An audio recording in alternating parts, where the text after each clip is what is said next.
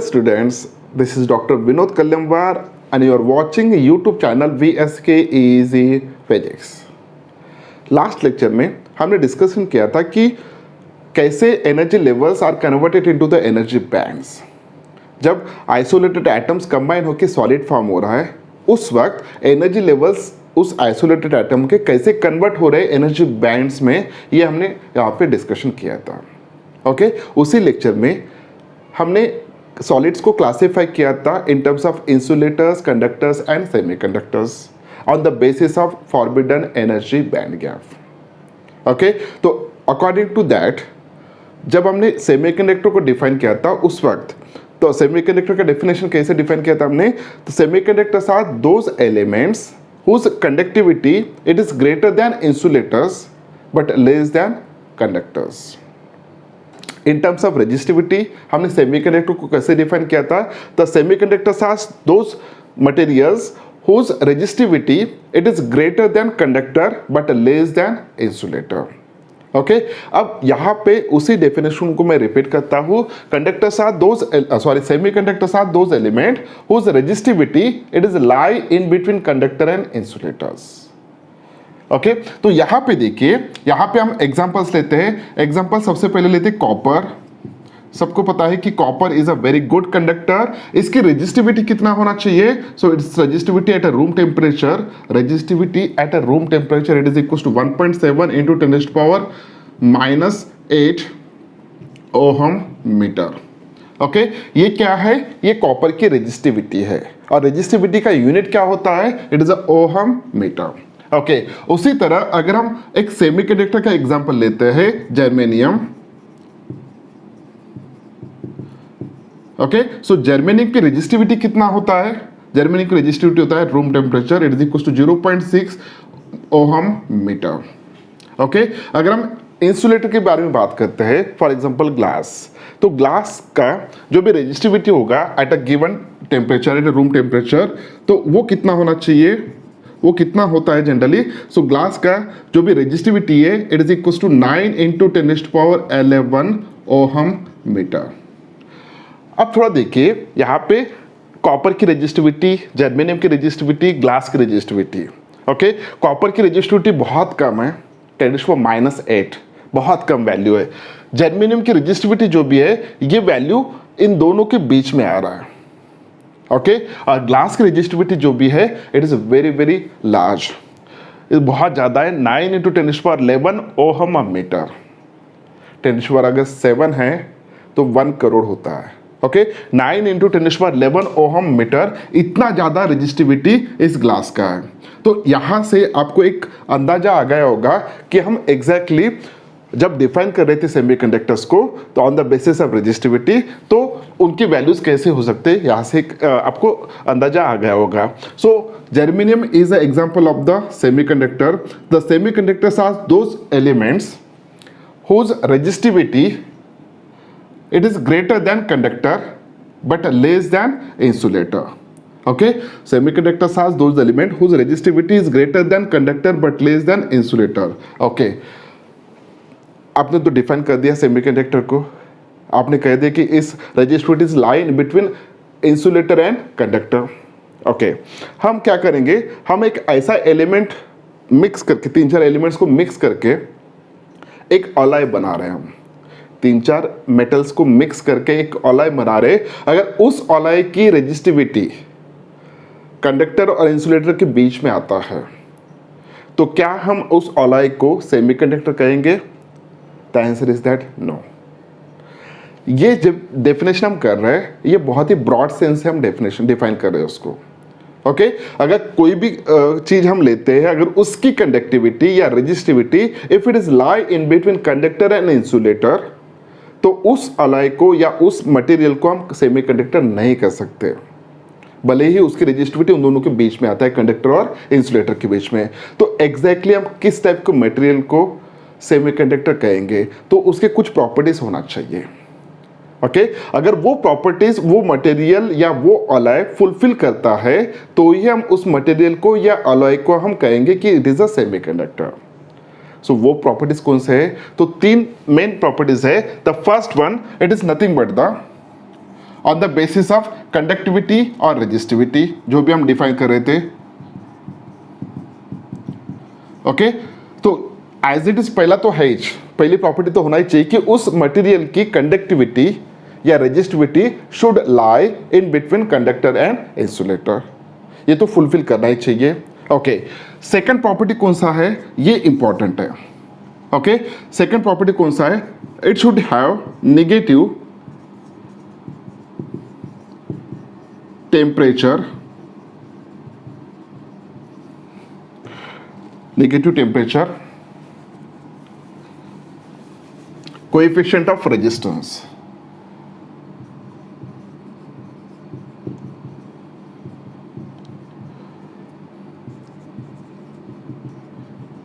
अब इसका मतलब क्या है, negative temperature coefficient of resistance, इसका मतलब क्या है, अगर आप यहाँ पे कोई अलॉय ले रहे या कोई कंसिडर कर रहे कि कोई एलिमेंट, ओके, अब इस एलिमेंट की जो भी रेजिस्टिविटी है या जो भी रेजिस्टेंस है, अगर वो रेजिस्टेंस, अगर इस एलिमेंट का जो भी रेजिस्टेंस है, ओके, वो रेजिस्टेंस की वैल्यू अगर ये बढ़ता है, रेजिस्टेंस की वैल्यू बढ़ता है with decreasing temperature, with decreasing temperature, अगर उस ऑब्जेक्ट का यानी उस एलिमेंट का अगर हम टेम्परेचर कम करते जा रहे हैं, टेम्परेचर की वैल्यू कम कर रहे हैं, अगर उसकी रेजिस्टेंस की वैल्यू इंक्रीज होता है, ओके, या अपोजिट कर सकते हो आप, अगर उस एलिमेंट का टेम्परेचर आप बढ़ा रहे, जैसे जैसे उसका टेम्परेचर बढ़ा रहे, उसका अगर रेजिस्टेंस की वैल्यू या रेजिस्टिविटी की वैल्यू कम होता है, okay, as we increase the temperature of that alloy or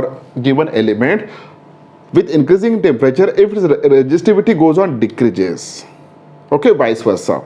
So in that case, that type of element, it is called as an, it have negative temperature coefficient of resistance, negative temperature coefficient of resistance, okay, so ये होना चाहिए। अगर उस material का या उस alloy का temperature आप बढ़ाते हो तो उसका रेजिस्टेंस की वैल्यू कम होना चाहिए, अगर वो होता है तो उसको हम सेमीकंडक्टर कहेंगे। तो पहली कंडीशन क्या थी, उसकी रेजिस्टिविटी जो भी होता है, it should lie in between conductor and insulator. Second condition है, it should have negative temperature coefficient of resistance, क्या रेजिस्टिविटी, ओके, सो ये फुलफिल होना चाहिए, अगर होता है तो ठीक है। अगर हम देखते हैं मेटल के बारे में, ओके, जैसे कि हमने कल के लेक्चर में देखा था कि मेटल में, कंडक्टर्स में स्पेशली, तो conduction band and valence band overlap होता है, and most of the valence electrons are free, okay, so they can move anywhere inside this one. हम मेटल की बात करें, कंडक्टर की बात कर रहे हैं, ओके। अब कंडक्टर में ऑलरेडी फ्री इलेक्ट्रॉन्स बहुत सारे अवेलेबल है। अब ऐसे कंडक्टर को अगर हम हीट करते हैं, ओके, कंडक्टर का टेम्परेचर अगर हम बढ़ाते हैं तो क्या होता है, सो यहाँ पे ऑलरेडी जो भी इलेक्ट्रॉन्स कंडक्शन बैंड में आ चुके, that electrons, these electrons are nothing but the free electrons, okay, so due to increasing in temperature this electron acquiring energy, okay, तो उनको एक थर्मल एनर्जी मिल रहा है, और थर्मल एनर्जी के कारण this electrons are moving randomly, okay, so जब electrons randomly move हो रहे हैं, सो वहां पे उन इलेक्ट्रॉन्स के बीच में कोलिजन बढ़ रहा है, और कोलिजन बढ़ने के कारण उसका रिजल्टेंट कंडक्टिविटी जो भी है वो कम हो रहा है, यानी रेजिस्टेंस बढ़ रहा है। पर जो चीज यहां पे बता रहा हूं वो देखिए, सेमीकंडक्टर्स और कंडक्टर्स में डिफरेंस क्या है। In case of conductors, as we increase the temperature, the electrons which are free, they get sufficient energy, okay, and they start moving randomly inside the metal, and due to that random motion the collision between the electrons increases। अगर collisions increase हो रहे तो उसका conductivity automatically क्या होगा, decrease होगा। अगर conductivity decrease हो रहा है तो उसका रेजिस्टेंस क्या होना चाहिए, बढ़ना चाहिए, okay. So in case of metal, as we increase the temperature, its resistance also increases, okay, उसका resistance increase होता है as we increase the temperature। But in case of semiconductor, as we increase the temperature, its resistance या resistivity goes on decreases। सो ये difference है metals में या conductors में और सेमीकंडक्टर्स में, ये आपको देखना है। अब मेटल्स के बारे में अगर हम बात करते हैं, सो मेटल्स आर या conductors are positive temperature coefficient of resistance, means temperature बढ़ता है तो रेजिस्टेंस भी बढ़ेगा। और in case of semiconductor these are the negative temperature coefficient of resistance. अगर उस सेमीकंडक्टर का हम टेम्परेचर बढ़ाते हैं तो उसका रेजिस्टेंस की वैल्यू क्या होना चाहिए, कम होना चाहिए। ओके, ये आपको याद रखना है। This is the second property. अब जो भी ऑलाय आप बना रहे, ओके, मेटल्स मिक्स करके जो भी ऑलाय आपने बनाया, अगर ये ऑलाय, अगर इसका टेम्परेचर इंक्रीज करने के बाद अगर उसकी रेजिस्टेंस कम होता है, if it behave like a negative temperature coefficient of resistance, then उसको आप कह सकते हैं it is a semiconductor.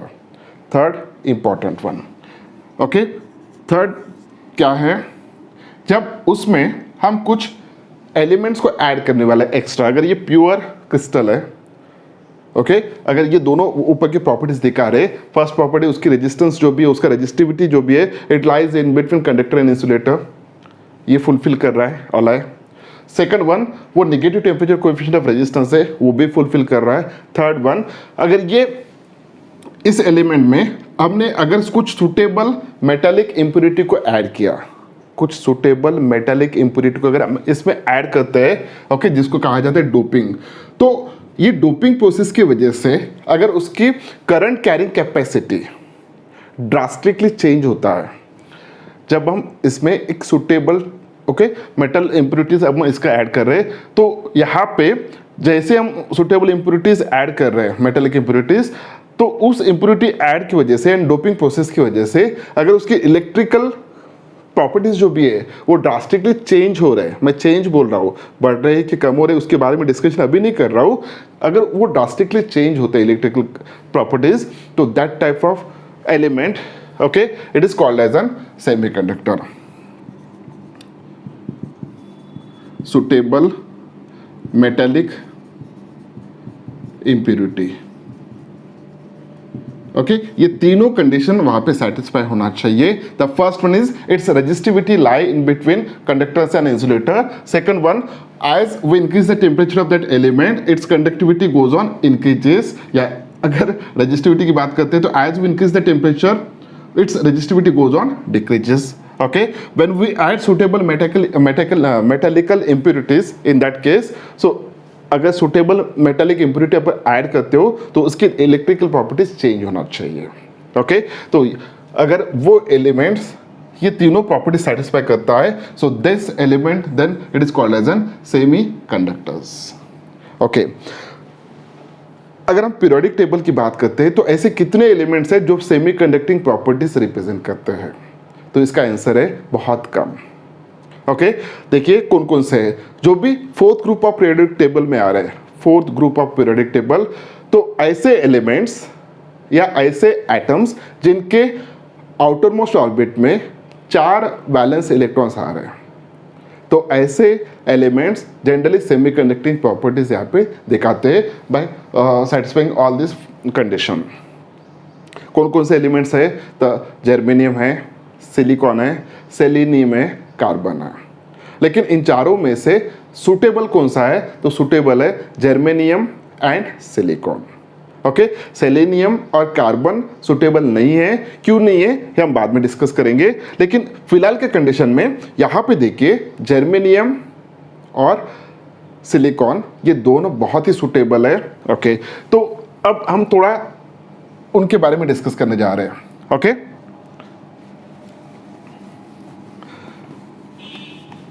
Germanium का अगर एटॉमिक नंबर देखते हो तो it is equal to 32, silicon का एटॉमिक नंबर कितना होता है, it is equal to 14। Okay, अब यहाँ पे नेक्स्ट टॉपिक हमें जो भी डिस्कस करना है, बॉन्ड्स इन सेमीकंडक्टर।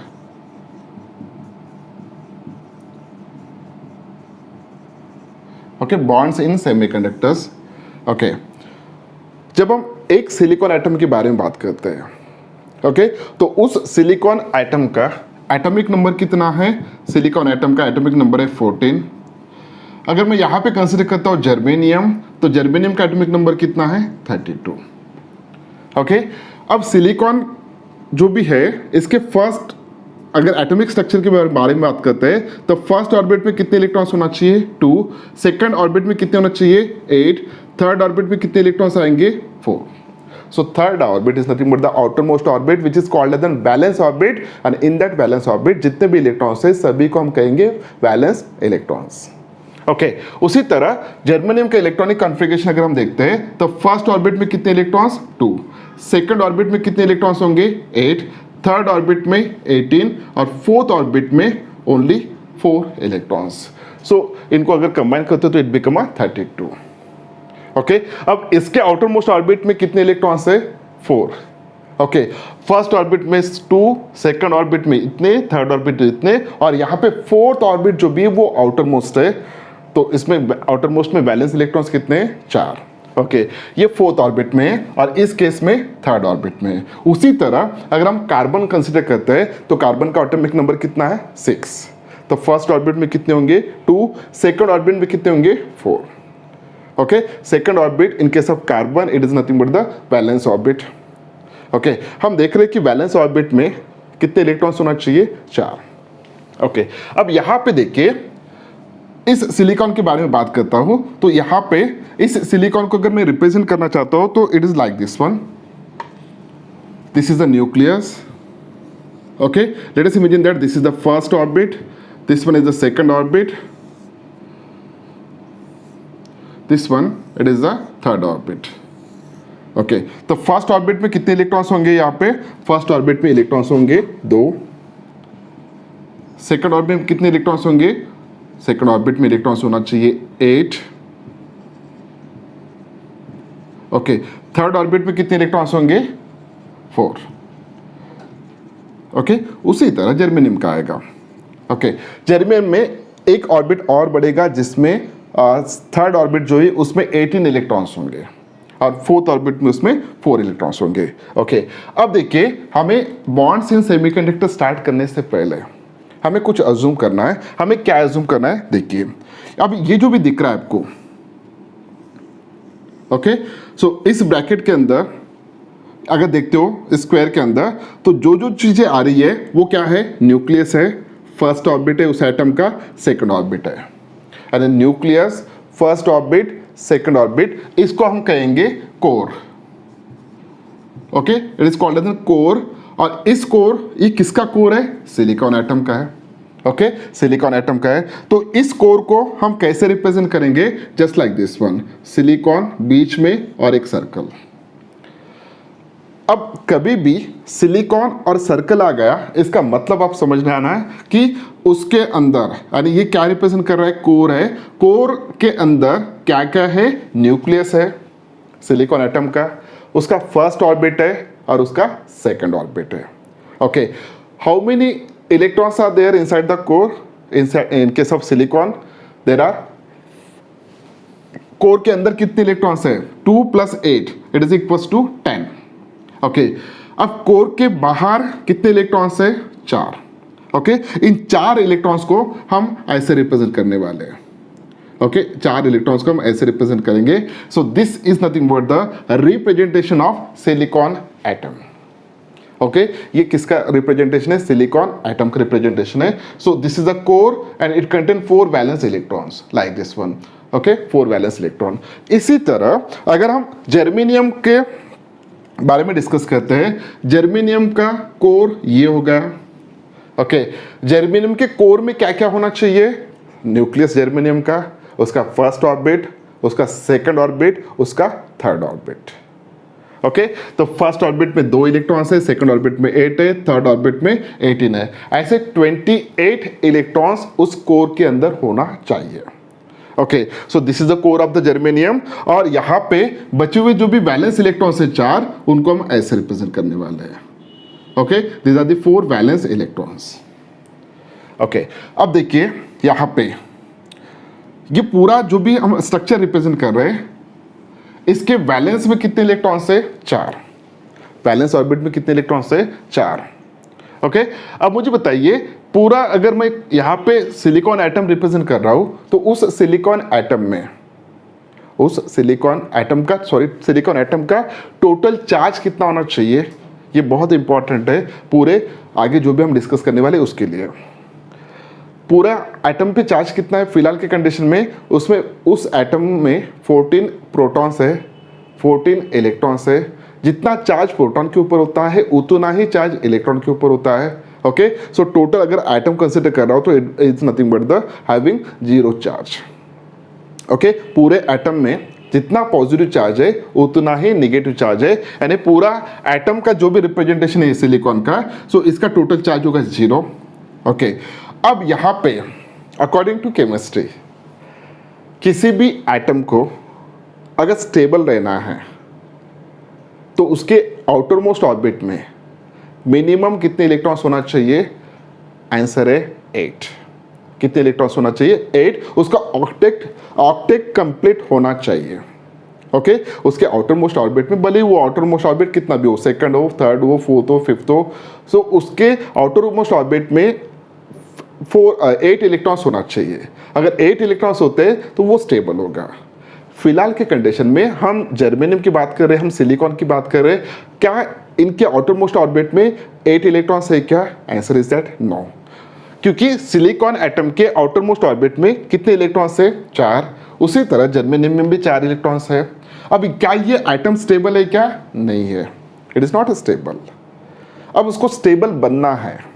ओके, तो स्टेबल बनने के लिए उसको क्या करना पड़ेगा? उसको स्टेबल करने के लिए, खुद को स्टेबल होने के लिए जो भी आउटर मोस्ट ऑर्बिट में जितने भी इलेक्ट्रॉन्स है, एक तो सभी इलेक्ट्रॉन्स दे देना है, ओके, या सभी उसमें से 4 इलेक्ट्रॉन्स लेना है। उसके पास ऑलरेडी 4 इलेक्ट्रॉन्स है, अगर वो 4 इलेक्ट्रॉन्स बाजू से लेता है, कैसे, ओके, कहाँ से लेंगे वो डिस्कस करेंगे यहाँ पे। अगर बाजू से 4 इलेक्ट्रॉन्स लेता है वो, तो उसका ऑक्टेट कंप्लीट होगा।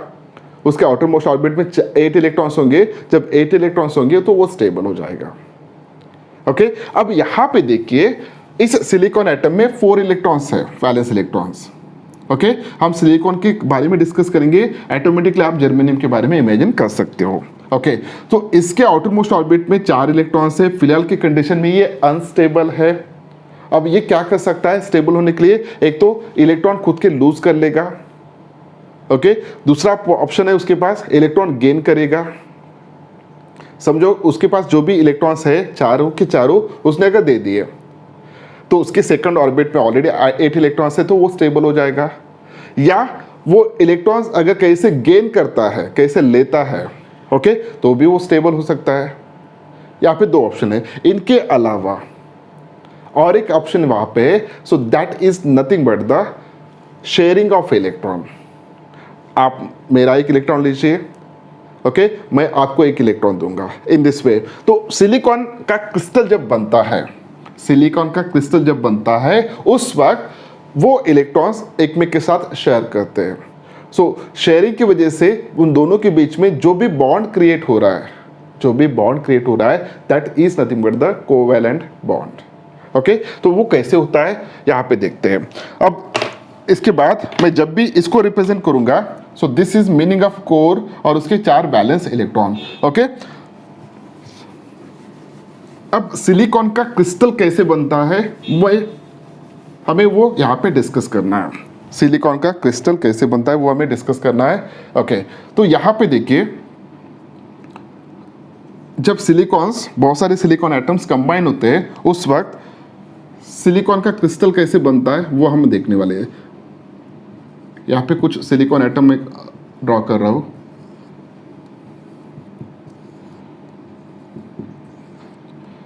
जो भी मैं यहाँ पे ड्रॉ कर रहा हूँ ये एक्चुअली 2 डायमेंशन में है और क्रिस्टल जब फॉर्म होता है it is form in a 3 dimension.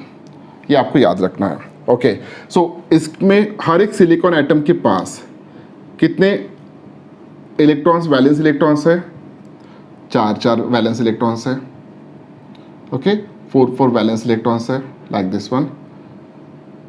Silicon का जो भी कोर हम यहाँ पे ड्रॉ कर रहे हैं उस कोर में कितने इलेक्ट्रॉन्स होना चाहिए?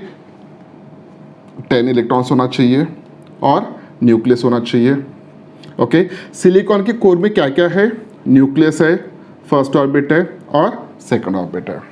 ओके, अब देखिए जब क्रिस्टल फॉर्म होता है तो सभी atoms, okay, they are closely pack, वो बहुत पास में एक में के पास आ रहे हैं। उस वक्त एग्जैक्टली क्या हो रहा है वहां पे, तो sharing of electrons take place.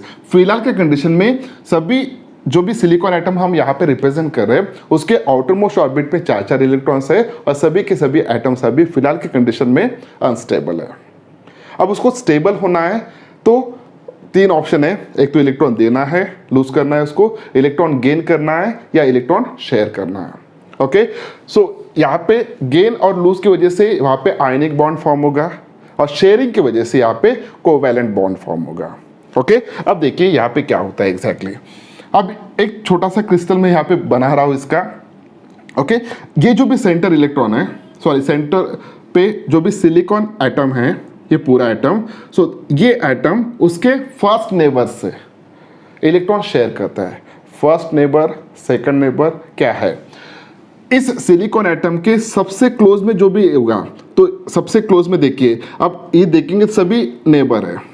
Okay, ये फर्स्ट नेबर है, ये silicon atom as compare to this one close है, ये क्लोज है as compare to this one. Okay, अब ऐसे देखे जाए तो this one, this one, this one and this one, ये 4 silicon atom, these are called as an first neighbor because they are close to this silicon atom and these are nothing but the second neighbors. Okay, अब यहाँ पे ये silicon atom इस silicon atom के साथ क्या करेगा, एक इलेक्ट्रॉन शेयर कर रहा है, इसका एक इलेक्ट्रॉन इसके साथ शेयर कर रहा है, इसका एक इलेक्ट्रॉन इसके साथ शेयर कर रहा है। So in this sharing process what happen, there is the formation of the bond, there is a formation of the bond due to the sharing of electrons। जो भी bond वहाँ पे फॉर्म हो रहा है, that bond is called as an covalent bond, okay, not a James bond, it is a covalent bond। यहाँ पे covalent bond form हुआ।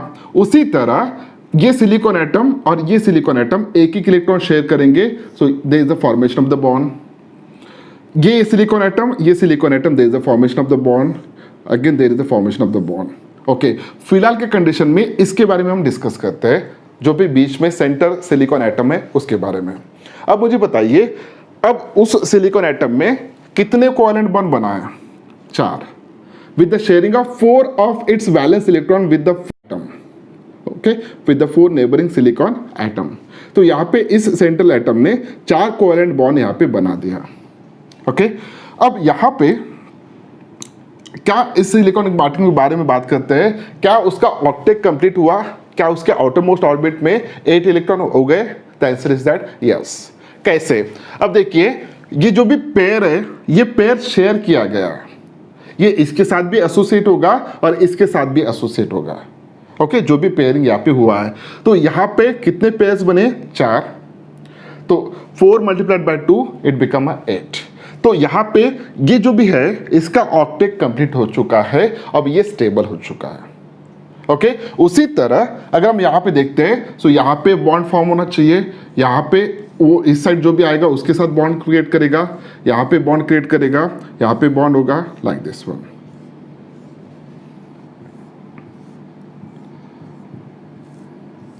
हर एक सिलिकॉन एटम अपने नेबर 4 सिलिकॉन एटम के साथ वहां पे क्या क्रिएट कर रहा है, कोवैलेंट बॉन्ड क्रिएट कर रहा है। ओके, कौन सा बॉन्ड क्रिएट कर रहा है, कोवैलेंट बॉन्ड। हर एक सिलिकॉन एटम कितने कोवैलेंट बॉन्ड क्रिएट कर रहा है, 4, द आंसर इज दैट 4। तो हर एक silicon atom 4 covalent bond create कर रहा है। ओके, अब ये जो भी है एग्जैक्टली कैसे बॉन्ड्स फॉर्म हुए इन case of silicon crystal. Okay, ऐसे बॉन्ड कर करके वो वहां पे क्रिस्टल बन रहा है। ओके, ये सिलिकॉन का क्रिस्टल बन गया है यहाँ पे, due to the sharing of electrons there is the formation of the covalent bond. Okay, अब कुछ मैं बेसिक डिस्कशन आपसे करना चाहता हूँ जो बहुत ही कंसेप्चुअल है, बहुत ही इंपॉर्टेंट है। ओके, अगर ये समझ में आ गया है तो पूरा सेमीकंडक्टर का गेम जो भी है आपको समझ में आ जाएगा। यहाँ पे सिलिकॉन ने, ओके, सिलिकॉन एटम्स कंबाइन होके एक क्रिस्टल फॉर्म हुआ है। ओके, अब इस क्रिस्टल के बारे में हमें बात करना है। ओके, मुझे बताइए, जब आपने हर एक सिलिकॉन क्रिस्टल को ऐड किया था, सॉरी सिलिकॉन एटम को ऐड किया था उस क्रिस्टल फॉर्म होने के लिए, क्या आपका सिलिकॉन एटम इलेक्ट्रिकली न्यूट्रल था? क्या आपका सिलिकॉन एटम इलेक्ट्रिकली न्यूट्रल था? यस, हर एक सिलिकॉन एटम में जितने भी प्रोटॉन्स थे उतने ही इलेक्ट्रॉन्स थे। ओके, तो यहाँ पे बाउंड्री कंडीशन को छोड़ दीजिए, यहाँ पे अगर आप देखते हो छोटा क्रिस्टल कंसिडर करते हो, वहाँ पे मिलियंस ऑफ मिलियंस ये एटम्स रहने वाले हैं। ओके, वो भी 3 डायमेंशन में। आप इमेजिन नहीं कर सकते इतने सारे एटम इस छोटे से चिप में रहते हैं। सिलिकॉन एटम के बारे में बात कर रहे हैं। ओके, सो यहाँ पे हम सिर्फ बाउंड्री कंडीशन छोड़ देंगे, जो भी क्रिस्टल फॉर्म होगा उसकी बाउंड्री कंडीशन। तो अगर हम ब्रॉडली अगर देखते हैं तो हर silicon atom it is bounded with the 4 covalent bond.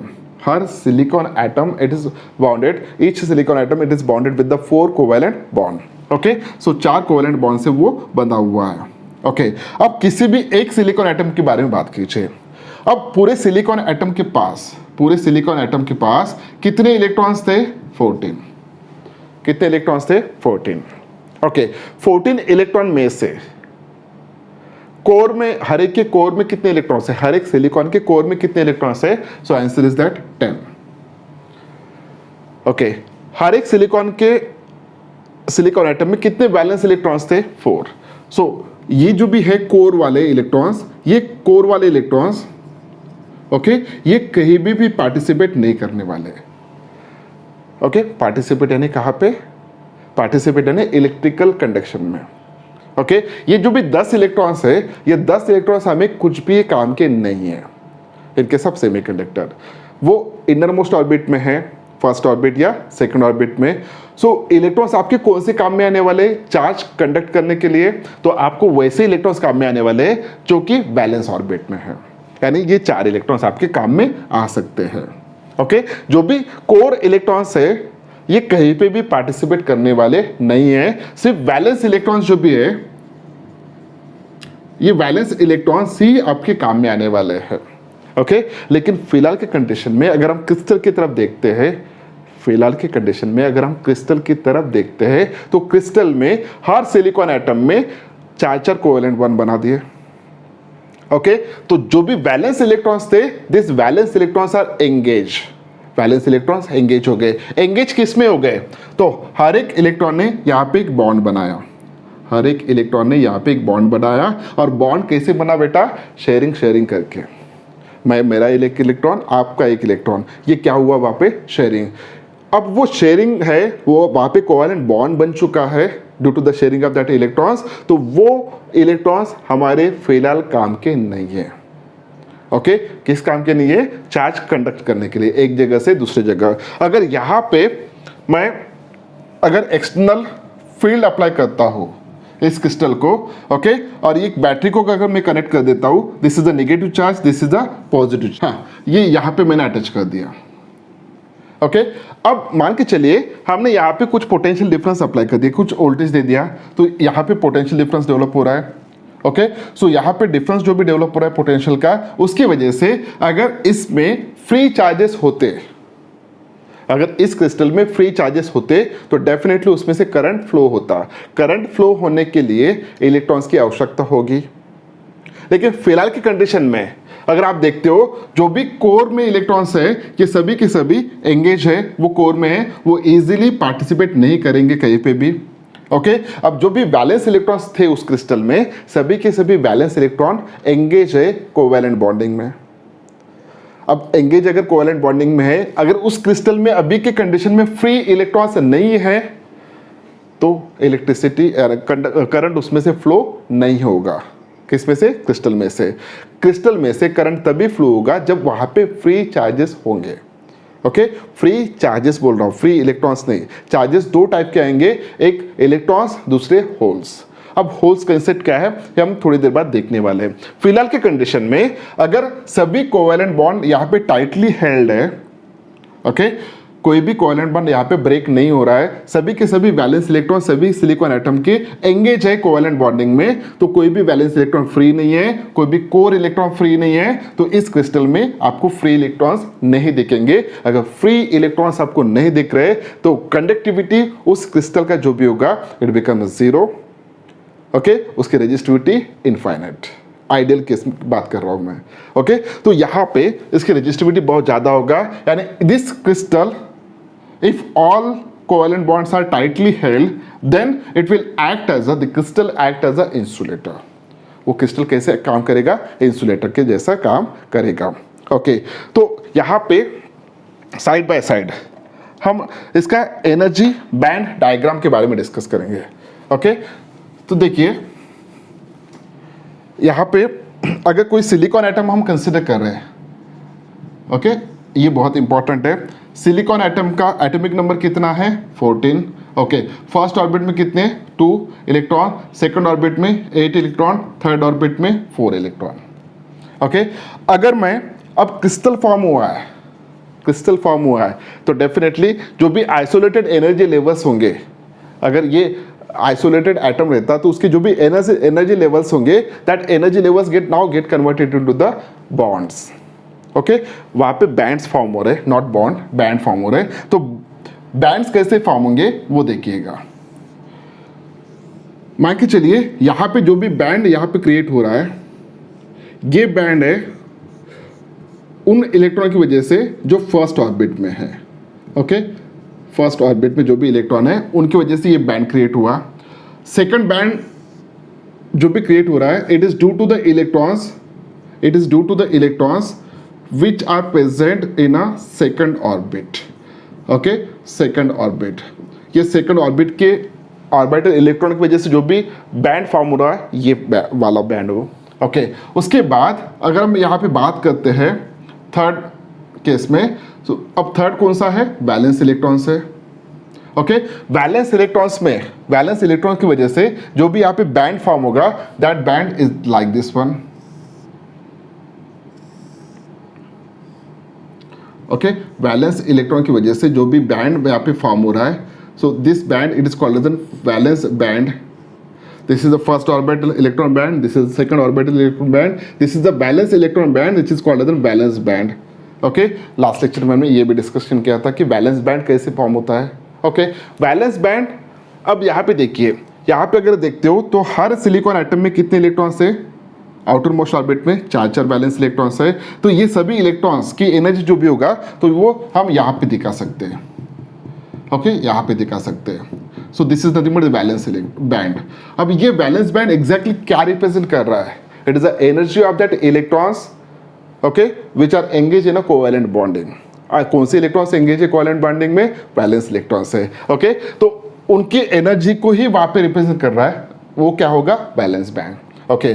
अगर हम यहाँ पे बात कर रहे हैं, जब हम पोटेंशियल डिफरेंस अप्लाई कर रहे हैं, सभी कोवैलेंट बॉन्ड यहाँ पे टाइटली बॉन्डेड है, तो क्या इसमें फ्री इलेक्ट्रॉन्स है क्या, the answer is that no, free electrons यहाँ पे नहीं है। अगर फ्री इलेक्ट्रॉन्स यहाँ पे नहीं है, अगर यहाँ पे फ्री इलेक्ट्रॉन्स यहाँ पे अगर नहीं है, तो देखिए यहाँ पे जो भी हम कंडक्शन बैंड इमेजिन करते हैं, जो भी हम कंडक्शन बैंड इमेजिन करते हैं, so this conduction band it is totally empty, this conduction band it is totally empty, क्योंकि कंडक्शन बैंड में अगर इलेक्ट्रॉन्स होते हैं तो that electrons are called as free electrons, जैसे कि हमने कल के लेक्चर में देखा था, लास्ट लेक्चर में।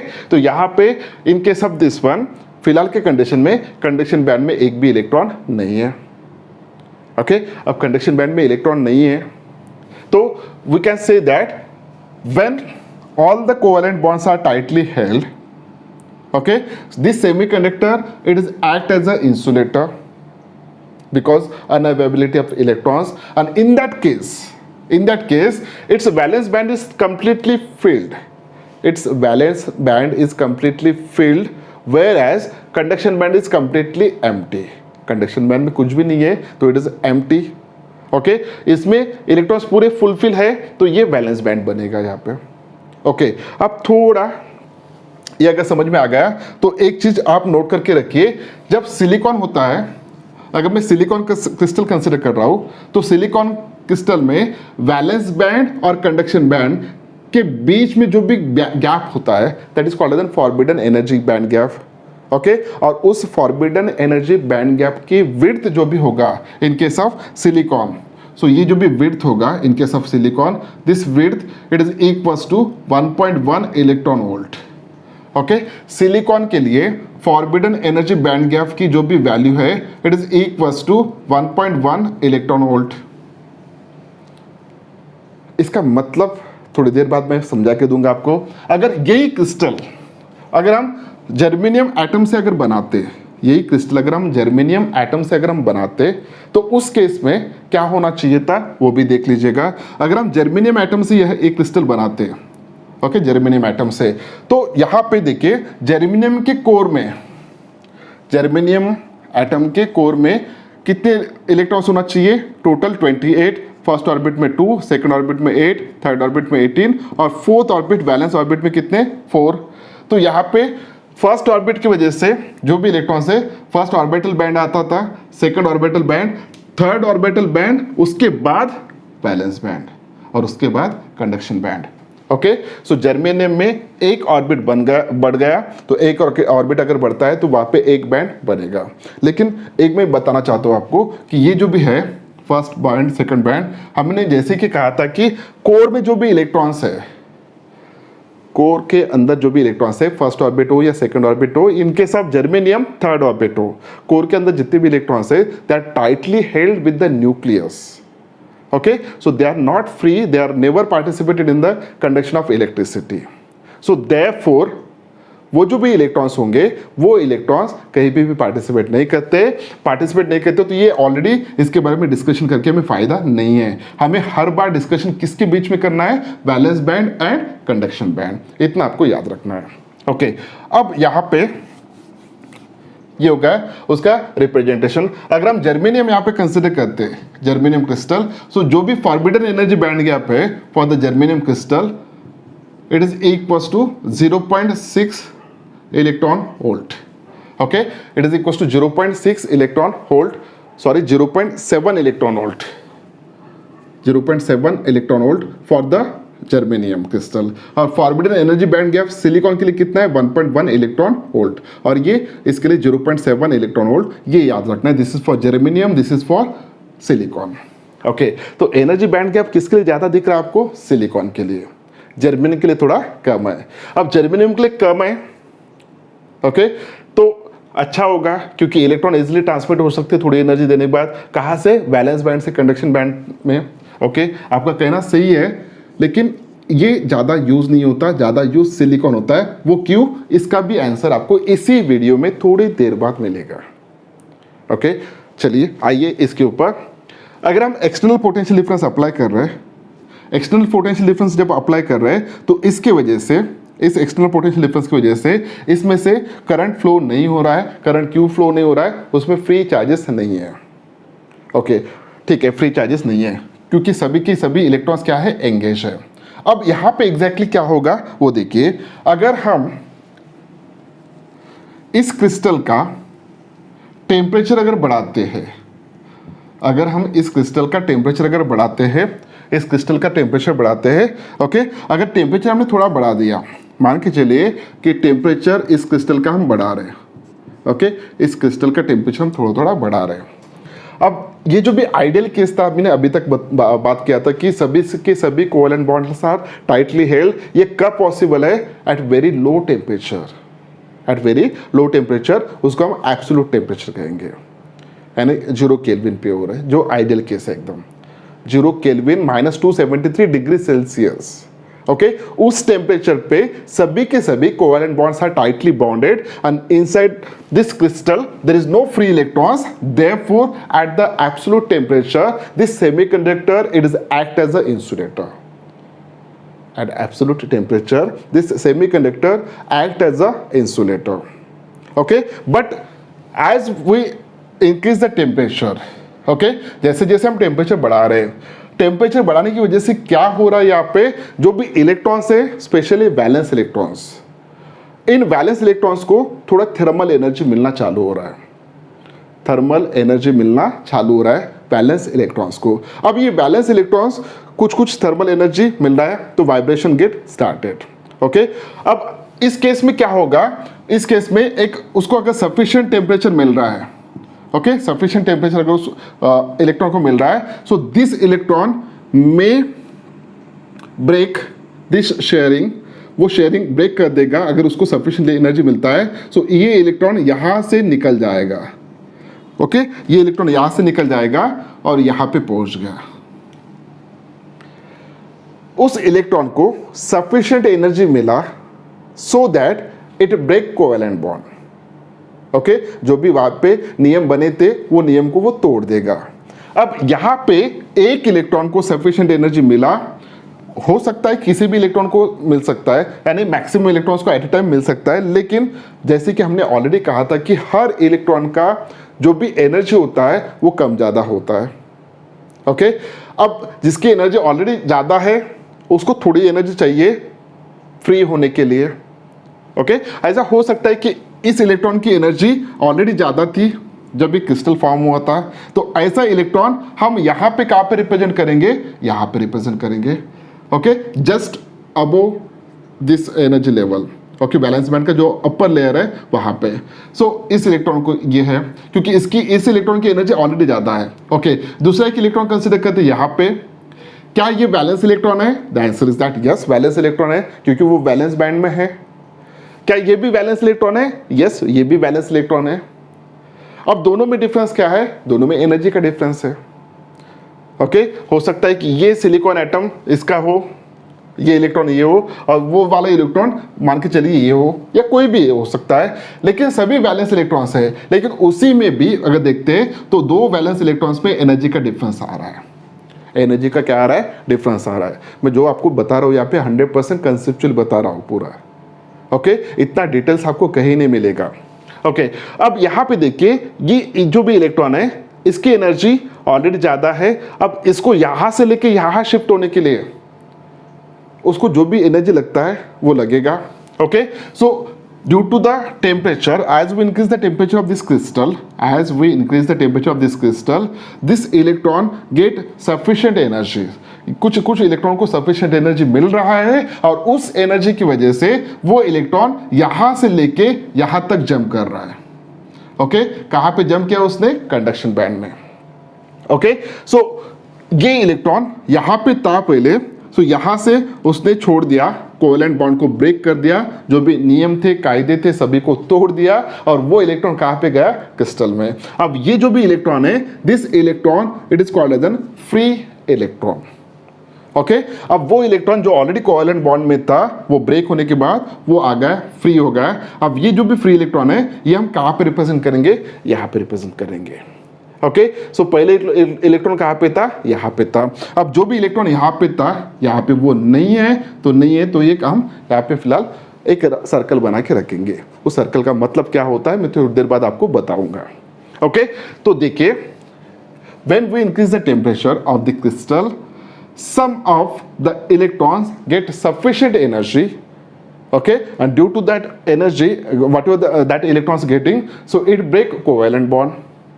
अगर वो कोवेलेंट बॉन्ड ब्रेक कर रहा है, ओके, सो वो फ्री हो जाएगा इलेक्ट्रॉन, उसने कोवेलेंट बॉन्ड को ब्रेक कर दिया। जैसे ही कोवेलेंट बॉन्ड यहाँ पे ब्रेक हो चुका है, जैसे ही कोवेलेंट बॉन्ड यहाँ पे ब्रेक हो गया तो वो इलेक्ट्रॉन फ्री हो गया। तो इसका रिप्रेजेंटेशन हम एनर्जी लेवल डायग्राम से ऐसे दिखा रहे हैं कि एक इलेक्ट्रॉन वैलेंस बैंड से कंडक्शन बैंड में शिफ्ट हुआ है, एक इलेक्ट्रॉन वैलेंस बैंड से कंडक्शन बैंड में शिफ्ट हुआ है। ओके, अगर आप टेम्परेचर बढ़ाते जा रहे हो तो वहां पे बहुत सारे कोवेलेंट बॉन्ड ब्रेक हो रहे हैं और बहुत सारे इलेक्ट्रॉन शिफ्ट हो रहे from valence band to conduction band. Okay, उस टॉपिक पे आने से पहले यहाँ पे मैं आपको बताना चाहता हूँ कि यहाँ पे अगर हम इसके बारे में डिस्कस करते हैं तो यहाँ पे जो भी है एक वैकेंसी क्रिएट हो चुका है। Okay, according to agreement sharing of electron था, अब इसने वैकेंट कर दिया तो वहाँ पे एक वैकेंसी क्रिएट हो चुका है। ओके, ये इलेक्ट्रॉन यहाँ पे जाने के बाद यहाँ पे एक वैकेंसी क्रिएट हुआ है। This vacancy it is called as an hole. Okay, इस वैकेंसी को हम क्या कहेंगे? It is called as an hole. Okay, this hole यहाँ पे हम राउंड से रिप्रेजेंट करेंगे। ओके, जैसे एक इलेक्ट्रॉन कोवेलेंट बॉन्ड ब्रेक कर दिया, कोवेलेंट बॉन्ड ब्रेक करने के बाद वो इलेक्ट्रॉन अगर क्रिस्टल में कहीं पे भी घूम रहा है, वो फ्री हो चुका है, वो कहीं पे भी घूम सकता है। इस इलेक्ट्रॉन का इस एटम से कुछ भी लेना देना नहीं है, कुछ भी लेना देना नहीं है, तोड़ दिया उसने सारे रिश्ते। ओके, तो ये इलेक्ट्रॉन फ्री हो चुका है, so it can move anywhere inside the crystal, वो कहीं पे भी यहाँ पे घूम सकता है। ओके, ये इलेक्ट्रॉन कहीं पे भी घूम सकता है। अब यहाँ पे देखिए जो भी हम डिस्कस कर रहे थे, तो यहाँ पे इलेक्ट्रॉन चाहिए था, उसकी जगह थी वहाँ पे, वो वहाँ पे नहीं है, वहाँ पे वैकेंसी क्रिएट हो चुका है। अब ये जो भी वैकेंसी क्रिएट हो चुका है, this vacancy it is called as an hole. Okay, अब कुछ इंटरेस्टिंग चीज है, ये इलेक्ट्रॉन क्रिस्टल को मिल गया, इलेक्ट्रॉन के ऊपर कौन सा चार्ज है? इलेक्ट्रॉन के ऊपर नेगेटिव चार्ज होता है।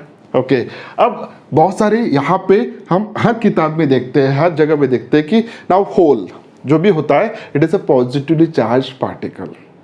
ओके, होल के ऊपर कौन सा चार्ज होता है? पॉजिटिव चार्ज होता है। अभी तो आप डिफाइन कर रहे थे hole is a vacancy. Okay, vacancy of electron, electron चाहिए था, नहीं है, निकल गया इलेक्ट्रॉन, तो यहाँ पे पॉजिटिव चार्ज कैसे होगा फिर? Okay, hole is a vacancy of electron.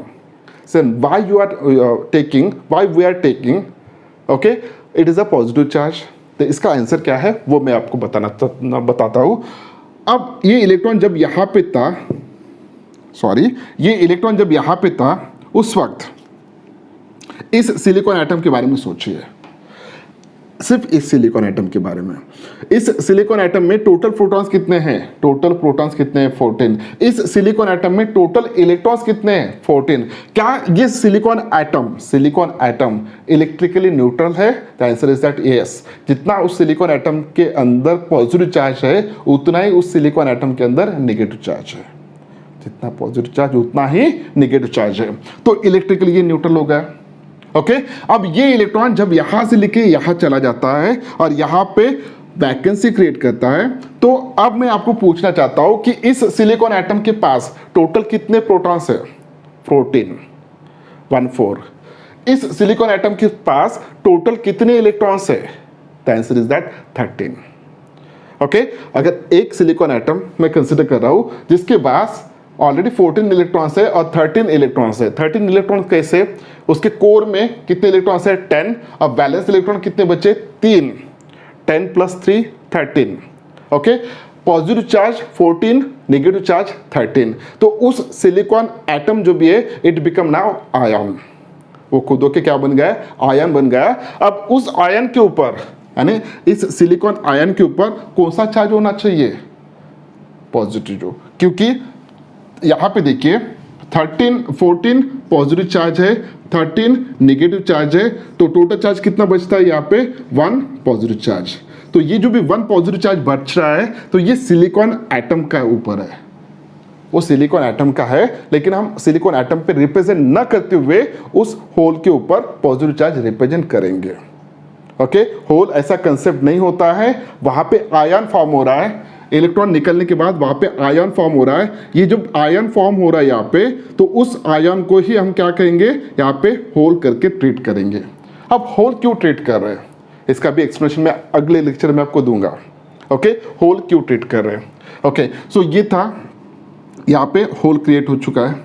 Okay, so ये जो भी होल यहाँ पे क्रिएट हो चुका है, okay, so due to the breaking of covalent bond electron यहाँ से यहाँ शिफ्ट हुआ, यहाँ पे एक होल क्रिएट हो चुका है। ओके, अब थोड़ा जो भी बता रहा हूँ वो और ध्यान से सुनना है आपको कि जैसे एक कोवेलेंट बॉन्ड ब्रेक हो रहा है, ओके, पूरे क्रिस्टल में जैसे एक कोवेलेंट बॉन्ड ब्रेक हो रहा है, तो वैसे उस क्रिस्टल में एक इलेक्ट्रॉन मिल रहा है क्रिस्टल को, और क्रिस्टल को एक होल मिल रहा है।